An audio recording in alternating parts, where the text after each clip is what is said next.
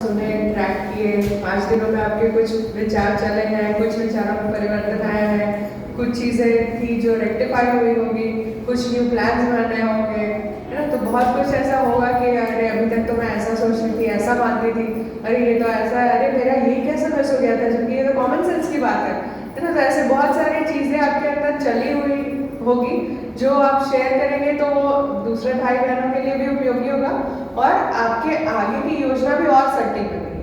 ठीक है, तो आप लोग अपनी हर छोटी छोटी बात शेयर कर सकते हो कि आप ऐसा सोचते थे लेकिन ये एनालिसिस होके अब आपका ऐसा विचार बना है और अब आप इस दिशा में जाना चाहिए।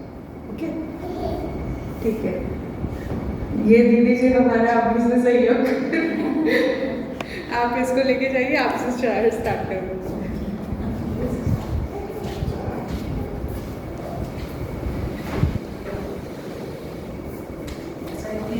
मुझे स्कूल के बारे में जब पता चला था, एक्चुअली स्कूल से पहले भी, तो ऐसा था कि मैं हमेशा से सबको यही बोलती थी कि मुझे ट्रेडिशनल एजुकेशन नहीं पसंद है। तो मुझे ऐसा लगता था कि इतना समय पढ़ाना जो किसी बच्चे के लिए फ्यूचर में यूज़ नहीं आएगा तो कोई मतलब नहीं है। क्योंकि मैं भी बहुत पढ़ी और मुझे पता है कि आज मैं वो स्टडी का 1% तो नहीं बोल सकती, 5% शायद यूज़ कर रही होगी, 95% वो मेरे यूज़ नहीं आ रहा है। तो मुझे ये लगता था कि मैं बच्चे को ज़्यादा अच्छा है कि कुछ ऐसा सिखाऊं जो उसके जीवन में यूज़ आ जाए। तो मेरा विचार तो शुरू से यही था कि मुझे किसी ऐसी जगह जाना है जहाँ बच्चा वैल्यूज सीखे या एटलीस्ट अच्छा इंसान बनना सीखे। क्योंकि अगर किसी के मन में विश्वास हो या कोई इंसान की कार्य करना चाहे तो वो कर तो लेगा ही लेगा, उसके पास बहुत से तरीके होते हैं उस चीज़ को सीखने के। तो ये तो मेरा वो, मैं पहले से चाहती थी कि मेरा बच्चा किसी ऐसे जगह पर जाए। और दूसरी चीज़ जो मेरे लिए है चेंज, वो मैं ये बोलूँगी कि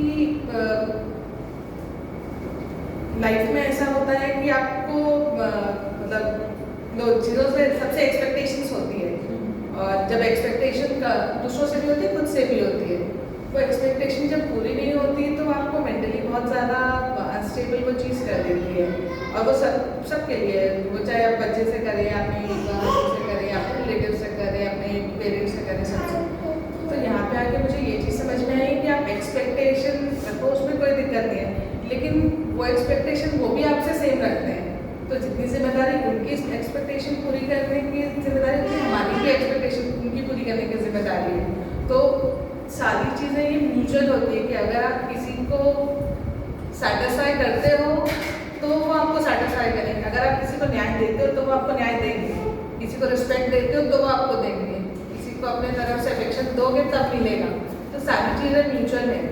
तो मेरे को ये समझना है कि मेरे को अपने तरफ से 100% देना है, फिर सामने वाले के ऊपर है कि वो कितना देता है। तो मैं ये कोशिश करूँगी मैं अपने तरफ से ऑलमोस्ट हर चीज़ में 100% सभी को दूँ, और उस चीज़ के लिए मैं रेस्टलेस ना हूँ या धीरता मेरी खोए ना कि मैं तो देते जा रही हूँ और मेरे को कोई वापस मिल नहीं रहा है। तो वो चीज़ मैं सोची हूँ कि मैं कोशिश करूँगी कि अपने तरफ से 100% हर किसी को दूँ, और एक्सपेक्टेशन कम बोलने के लिए ऐसा नहीं कि मैं एक्सपेक्टेशन किसी से कम रखूँ या ना रखूँ, क्योंकि वो जो करेंगे उनकी जिम्मेदारी, मेरी जिम्मेदारी नहीं। मेरी जिम्मेदारी अपना 100% देना है, वो क्या करेंगे मेरी जिम्मेदारी नहीं है।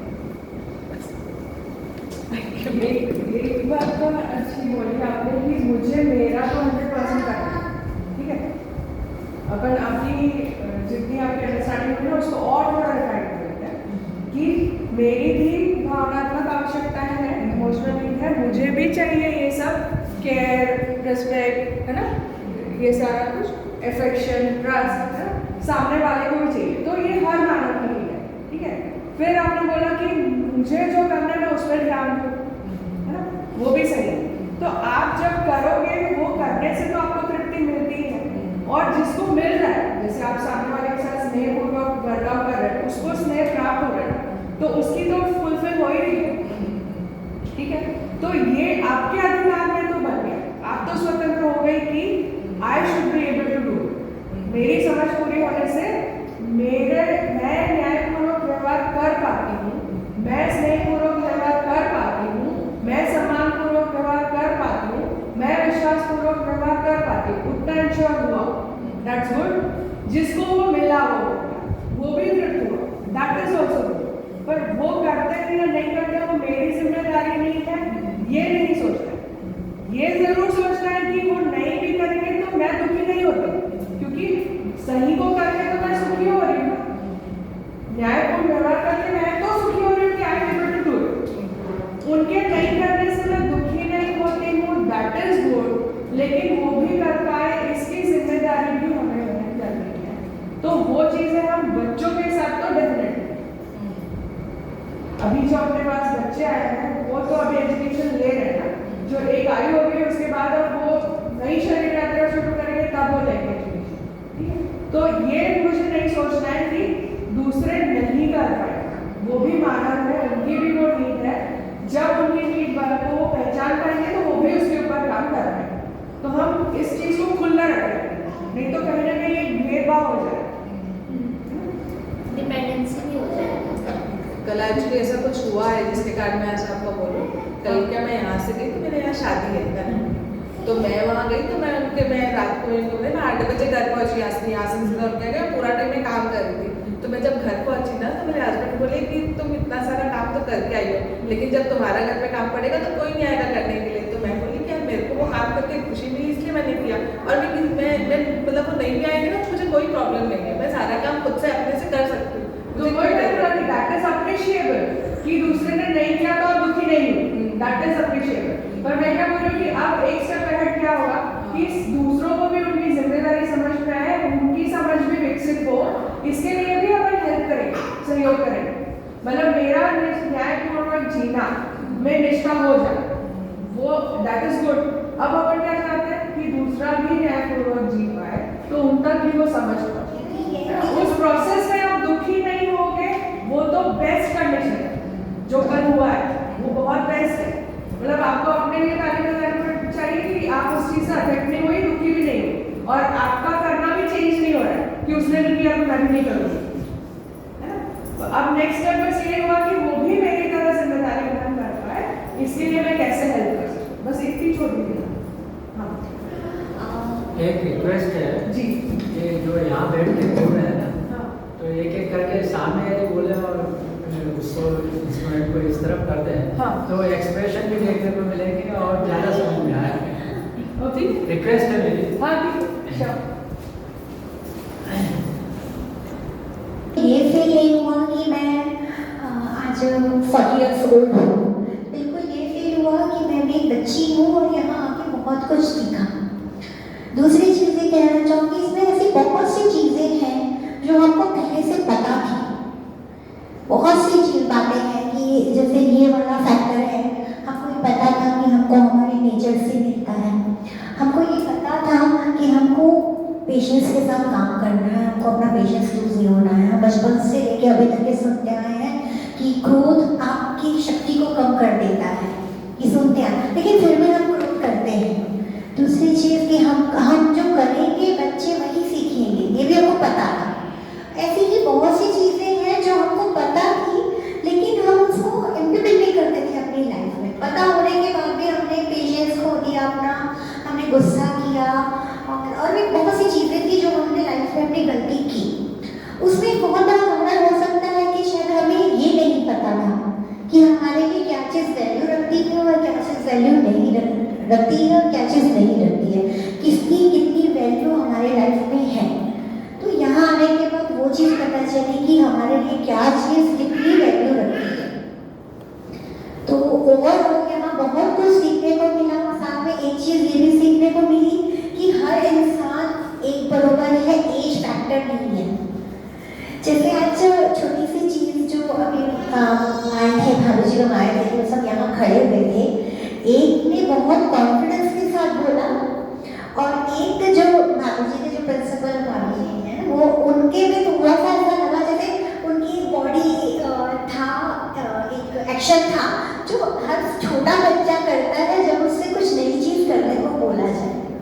मैं एक एक्चुअली नहीं डिस्क्राइब करूँगी कि उन्होंने क्या किया, लेकिन वो था जो एक छोटे बच्चे में देखने में आती है कि जैसे कोई अचानक से बोलो ना कि बच्चा को स्पीच दो, तो बच्चा उस सेक्शन को करता है बोलते समय।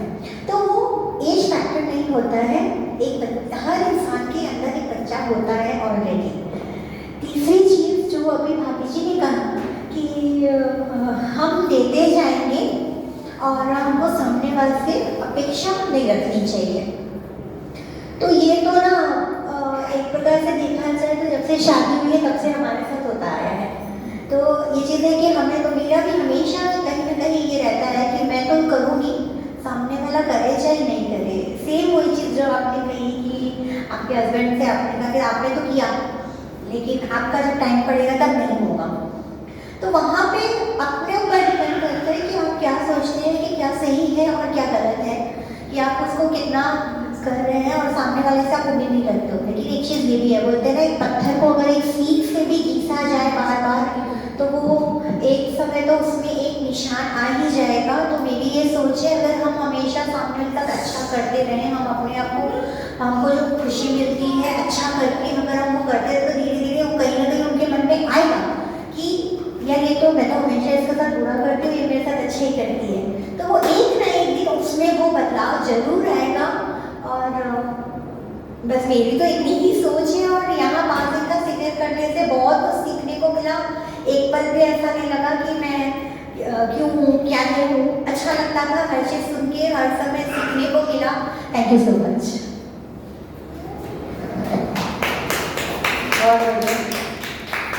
तो ये दृढ़ता बनी, ये निष्ठा बनी कि मुझे तो सही करना है ना, अनअफेक्टेड रह के करना है।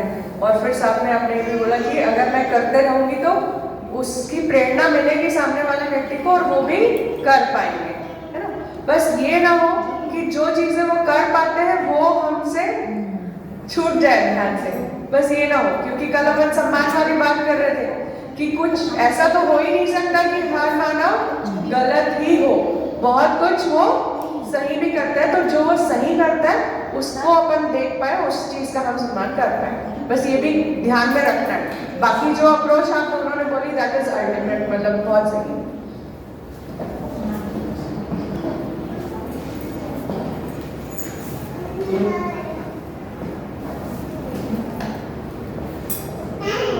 नमस्ते सभी को।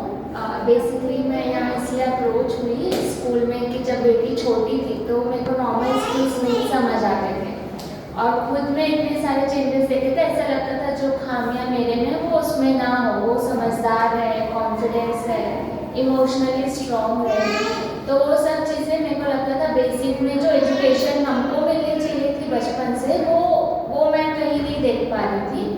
तो ये स्कूल का पता चला तो मैं यहाँ का पैटर्न देखने तो लगा कि नहीं, ये एक जगह है कि जहाँ से चीज़ें क्या सही है क्या गलत है, एक समझदारी वाली बात है, खुद को हैंडल करना, खुद के इमोशंस को समझना और सबके साथ चलना भी बराबर से, कहीं भी डिप्रेस होके नहीं या ओवर कॉन्फिडेंस होके नहीं, बैलेंस होके नहीं। तो मेरे को ये समझ आया यहाँ कि जो बैलेंस से कैसे जीना है और रियलिटी क्या होती है, तो वो अगर समझ आ जाए तो कोई भी पर्सन कॉन्फिडेंटली और जैसे रहना चाहिए, जैसे जीना चाहिए वो सीख पाएगा। तो बेसिकली डॉटर को सिखाने के लिए और उसके पर्पस से मैं यहाँ ज्वाइन हुई थी, बट मेरे को भी सीखने मिल रहा है। ऑफकोर्स अभी चीज़ें तो आई नहीं है क्योंकि जैसे विश्वास की बात आई, सम्मान की बात आई, तो ऐसा लगा कि अभी कमी है विश्वास सम्मान, तो वो कैसे डेवलप करना भी समझ में आया कि पूरी चीज़ें यथार्थ से मैं अपने आप को भी समझ जाऊँ और सब चीज़ को समझ जाऊँ। तो ये जो धीरता वीरता उदारता की कमी है वो चले जाएगी। और अभी टेक अवे में मैं अपने लिए ऐसा लेके जा रही हूँ कि जो सम्मान की बात आई है तो मैं किसी में कोई कमी को हाईलाइट नहीं करूँ, उनकी क्वालिटीज़ हाईलाइट करूँ और जो कमी है ऐसा प्रोसेस सीख जाएंगे। एज भले डिफरेंस है, बॉडी में डिफरेंस है, पर अंदर से कोई भी कम ज़्यादा हो सकता है। तो मैं वैसे दूसरों को रिस्पेक्ट दूँ इक्वली और खुद को भी समझने का पूरा प्रयास करूँ कि मैं विश्वास भी रहे मेरे में और उदारता भी डेवलप हो। तो ऐसा लग रहा है कि अभी बहुत सारी चीज़ें थोड़ी समझी है पर सीखनी और अपनानी बाकी है, तो वो फ्यूचर में वो करती हूँ। मैं यहाँ आउट ऑफ स्टेशन हूँ तो बस रिक्वेस्ट है कि ऑनलाइन अवेलेबिलिटी हो जाए तो हेल्प होगा। Thank you. सबसे पहले तो मैं अपने आप को लकी मानती हूँ कि मेरे बच्चों की एजुकेशन जर्नी स्टार्ट होने से पहले मुझे वहाँ का पता चला है और मैं खुद जुड़ी हूँ यहाँ से। सो आई एम सो लकी। और मैंने बहुत सारे स्कूल्स में देखा है क्योंकि मैं कुछ पिछले सालों से जुड़ी हुई हूँ एजुकेशनल फील्ड से, तो वहाँ पर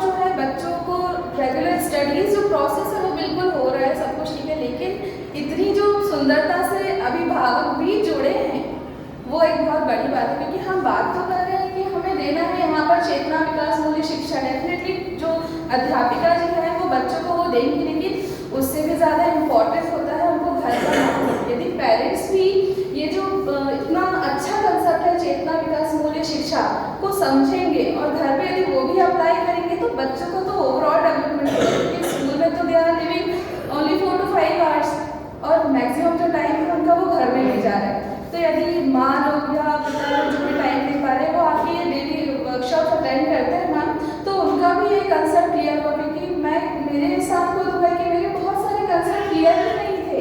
जैसे कोई बहुत अच्छा जो एक हिट बोलते किया था मुझे मैम की बात कि यदि कोई हमारे लिए अच्छा करता है घर में तो डेफिनेटली हमें अच्छा लगता है, अप्रिशिएट कर दिया तो ठीक है, लेकिन कभी वो नहीं कर पाता है तो हमें लगता है कि नहीं अब मैं क्यों करूँ ये सारी चीज़ें, तो मुझे अप्रिशिएट ही करना भूल रहे हैं। तो यहाँ पर सीखा है कि नहीं, हो सकता है कि वो इस कंडीशन में ना हो या फिर वो इस लेवल पे ना हो कि वो हर बार आपको अप्रिशिएशन दे, क्योंकि घर के लोग हमेशा अप्रिशिएशन ही थोड़ी ना देते रहेंगे। वो तो एक अंडरस्टैंडिंग हमें डेवलप करनी है कि हाँ वो अपने लेवल पर ठीक है, लेकिन हमें अपना अच्छा करते जाना है। हमारी जो बेसिक वैल्यूज़ हैं जैसे कि सम्मान करना, प्यार देना, विश्वास बनाए रखना, वो सारी चीज़ें हाँ बहुत अच्छे से समझ आई।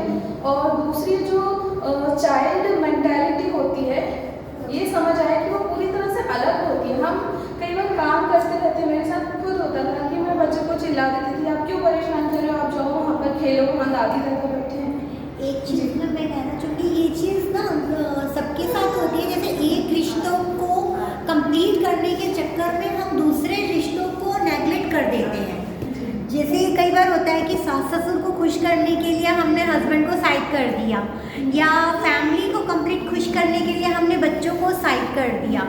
ये कहीं ना कहीं ये हमारी सबकी लाइफ में, मेरे को तो लगता है मेरी लाइफ में तो रहा है कि किसी एक को खुश करने के चक्कर में मैंने दूसरों को नेगलेक्ट किया और उसकी वजह से ही मैं आज यहाँ बैठी हूँ।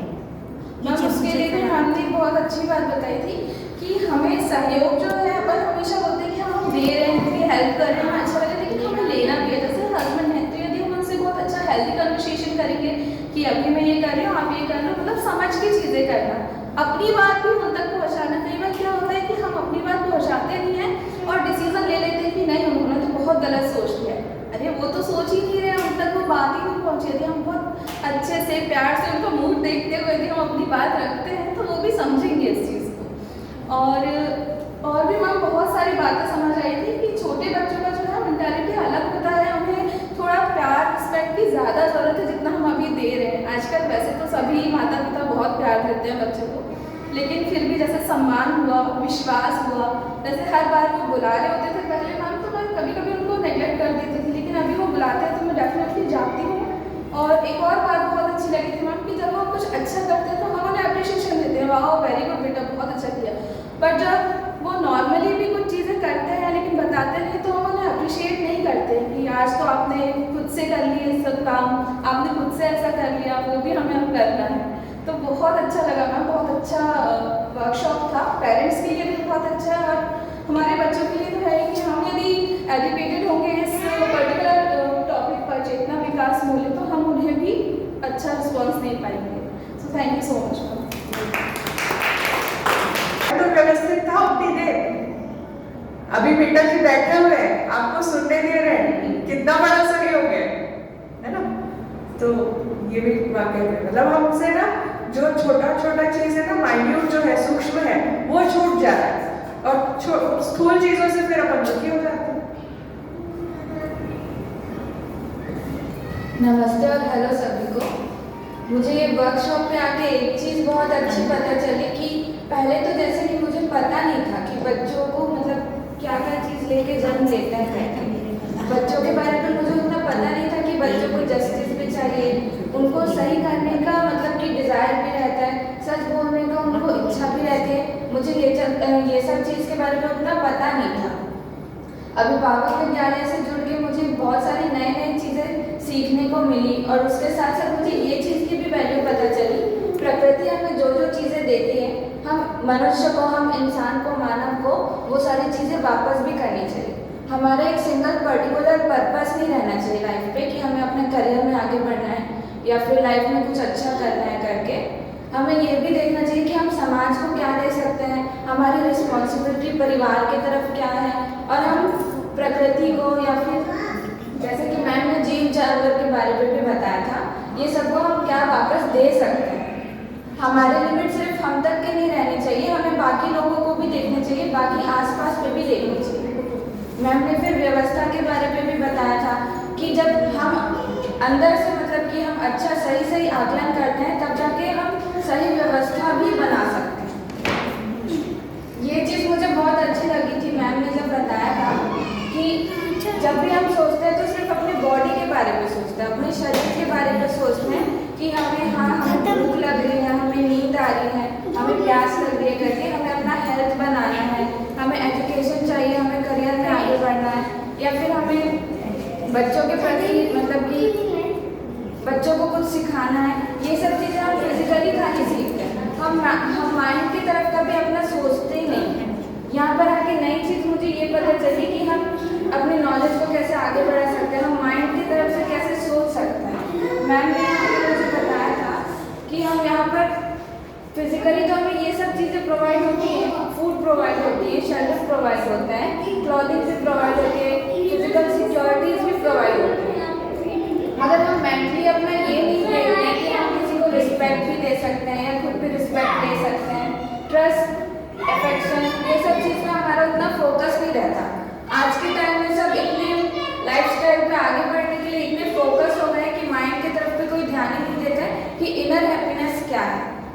ये वर्कशॉप पे आके मुझे ये पता चली कि फिजिकल हैप्पीनेस तो होती ही है, हर जगह से मिलती है, मगर इनर हैप्पीनेस भी बहुत बड़ी चीज़ होती है। जो हमें फिजिकली मतलब कि हैप्पीनेस मिलती है, टीवी फ़ोन यूज़ करते हैं या फिर फर्नीचर, कुछ नया फर्नीचर खरीदते हैं या फिर घर खरीद लेते हैं, ये सब बहुत सारी चीज़ें होती हैं, वो हमें फिजिकल हैप्पीनेस देती है। हम किसी की मदद करते हैं, किसी प्यासे को पानी पिलाते हैं, फिर भूखे को खाना खिलाते हैं, या फिर किसी के बिना मदद मांगे किसी की मदद करते हैं, तब जाके हमारा इनर पीस जो मिलता है ना, वो असली हैप्पीनेस होती है। यहाँ पर आके मुझे ये पता चला। Thank you. बहुत बढ़िया, बहुत सारी चीज़ों पे आपने ध्यान दिया, और अब अपने चॉइस ऑफ वर्ड्स को भी आप नेक्स्ट टाइम और रिफाइन करोगे। पता है क्या, जैसे ये जो आपने बोला फिजिकल चीज़ों से मिलने वाली हैप्पीनेस क्षणिक होती है ना, तो फिजिकल हैप्पीनेस बोलने की जगह फिजिकल चीज़ों से जो हमें सुख मिल रहा है वो टेम्पररी है, और इमोशनल या भाव से, वैल्यू से जो हमें सुख मिलेगा वो कंटिन्यूस होगा, है ना। जो ज्ञान मिलने से जो सुख है वो निरंतर सुख है ना। तो बस मतलब अपन तो यही कर रहे हैं कि जितना ध्यान गया उसके लिए बहुत अच्छी बात, और कहाँ ध्यान जाए उसमें वो अपना नेक्स्ट, है ना। तो बहुत सुंदर, बहुत सारे बारीकियों में आप लोग दिखाते हैं। आ जाओ बेटे। सभी बड़ों को मेरा नमस्कार। मैम, ये सब चीज़ें तो हमें मालूम थी बचपन में, सब बुक्स में पढ़े, लेकिन कभी इन सब चीज़ों को हमारे लाइफ में रिलेट करके नहीं समझे। यहाँ आने के बाद ये सब चीज़ें, छोटी छोटी चीज़ें इतनी अच्छे से मालूम हुई, और आप और अनीता मैम ने जो इतने अच्छे से बताया, मुझे बहुत अच्छा लगा। ये सब चीज़ें मैं घर में जाती हूँ तो मम्मी को बोलती, मम्मी आज मैम ने ये बताया वो बताया। मैं बोलती, मम्मी अगर मैं शादीशुदा रहती, अगर यहाँ ही रहती, मेरे बच्चे होते, तो मैं भी यही स्कूल में ही अपने बच्चों को भेजती। मैं बोलती अपने भाई को शादी कर ले, जब तेरा बच्चा होगा तो यही स्कूल में डालना। इस स्कूल का जो लक्ष्य है वो बहुत अच्छा है। बहुत अच्छा लगा मैम यहाँ आके। अभी तो हम लोग छोटे हैं लेकिन फिर भी बहुत अच्छा लगा, बहुत सारी चीज़ें जानने को मिली। Thank you. ये कौन सी सही जगह है शिक्षा के लिए। आ जाइए आप भी चाची जी।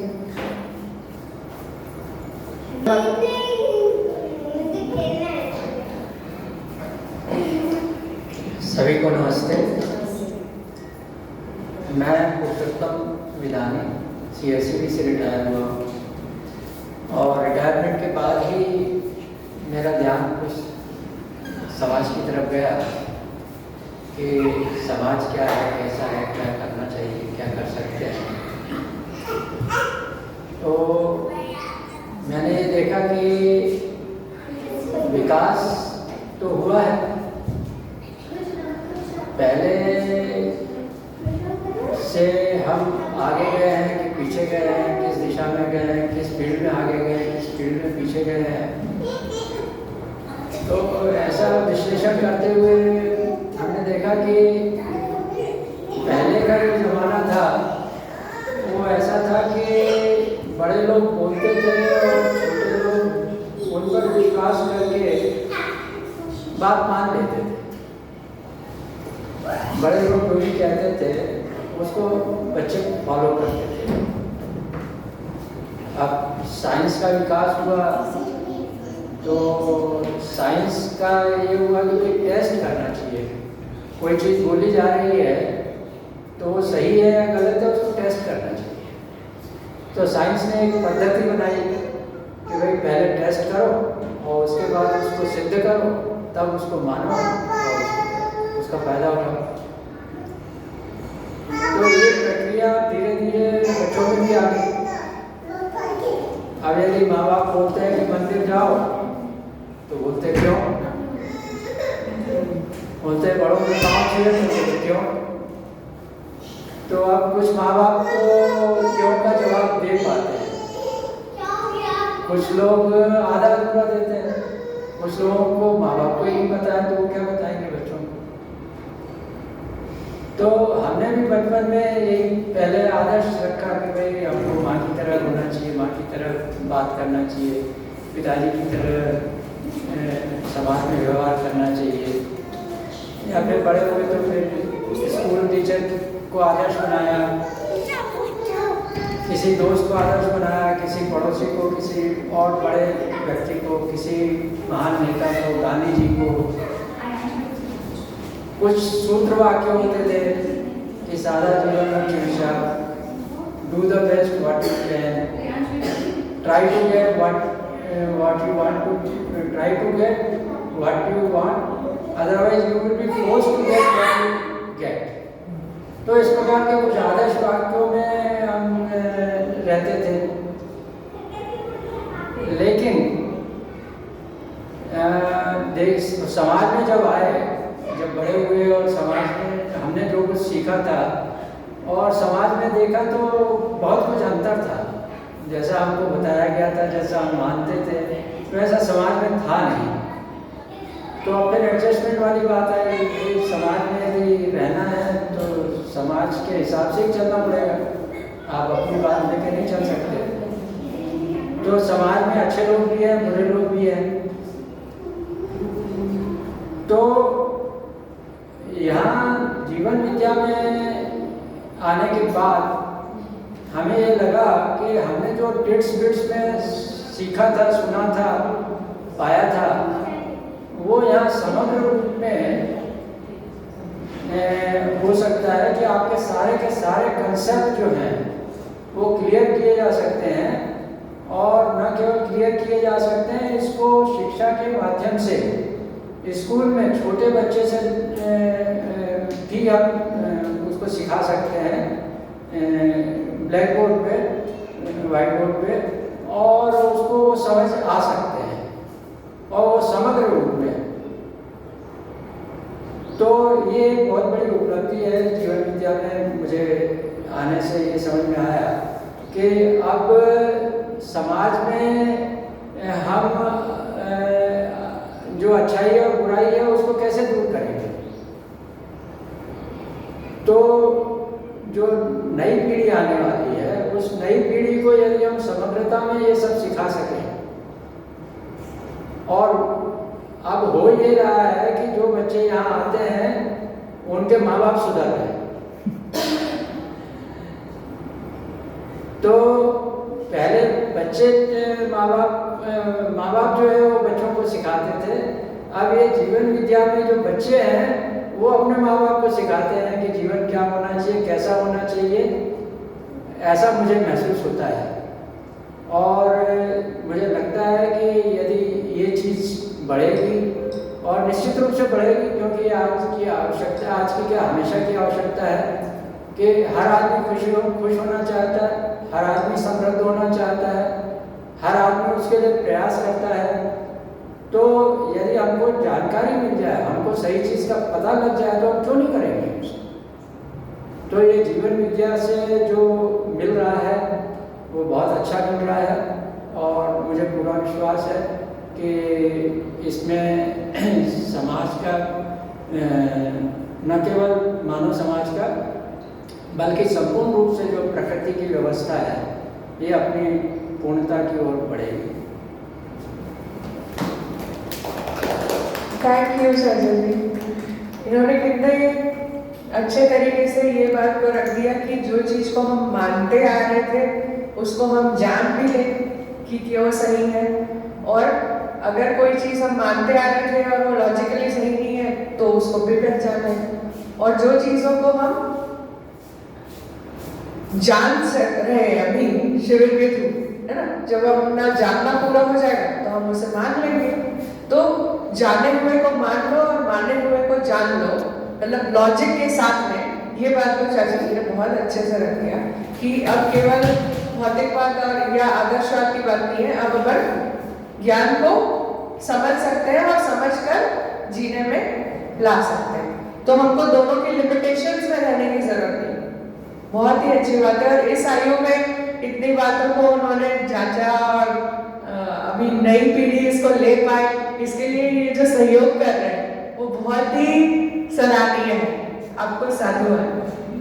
आइए। नहीं बेटा, वैन में जाओ प्लीज, धूप है ना।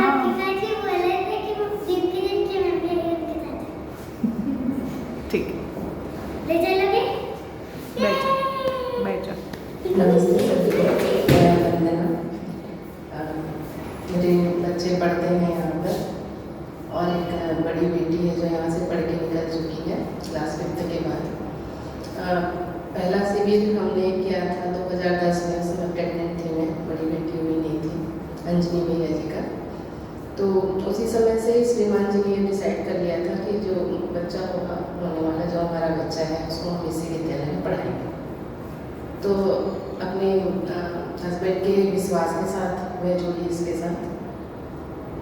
बहुत सारी चीज़ों में मैं ज़्यादा दिमाग नहीं लगाती थी, तो पूरा विश्वास था उनके ऊपर कि जो करेंगे वो तो सही ही करेंगे।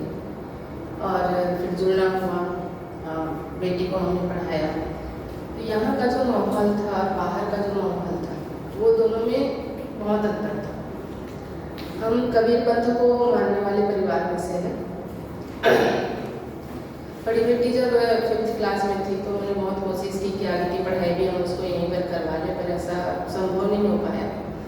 और इसके बाद का जो स्कूल था वो छोटी में था, तो वहाँ पर भी जाने की उसकी व्यवस्था नहीं हुई, तो हमने उसे बाहर के स्कूल में डाल दिया। लेकिन इन 3 सालों में हमने देखा कि हम बिल्कुल विश्वास नहीं कर पाए बाहर के विद्यालय के ऊपर, और जो माहौल था वो हमारे लायक बिल्कुल अनुकूल नहीं था। तो इस वर्ष हमने उसको मानव तीर्थ में डाल दिया। वो बहुत सुंदर। 9th क्लास में है बड़ी बिटिया, और बेमित्रा के पास एक विद्यालय है, जीवन विद्या से जुड़ा हुआ प्रेरणा विद्यालय, हॉस्टल भी है उनका।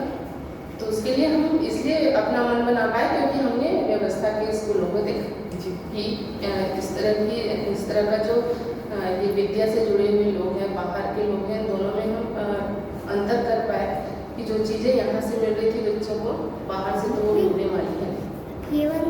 तो वो ठीक भी हो गया दीदी कि हमको वो करने का मौका मिला। थोड़ा सा खटता भी है कि बाहर नहीं डाल पहले क्यों नहीं भेजा, लेकिन अगर भेज देते तो अच्छा ही होता। नहीं भेज पाए तो हम तुलना भी तो कर पाए इस बीच में क्या सही है।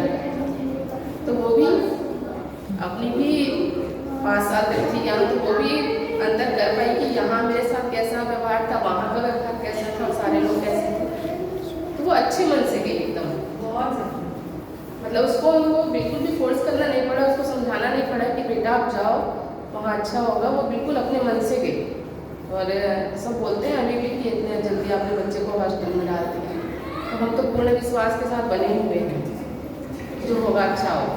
और बिल्कुल भी कंफ्यूजन नहीं है इसमें कि यहाँ से निकलने के। पढ़ाई तो एक अलग ही चीज़ है, बच्चा तो कर ही लेगा, जब उसमें समझ आ जाएगी तो कर ही लेगा। तो इसी विश्वास के साथ हम बने हुए भी हैं।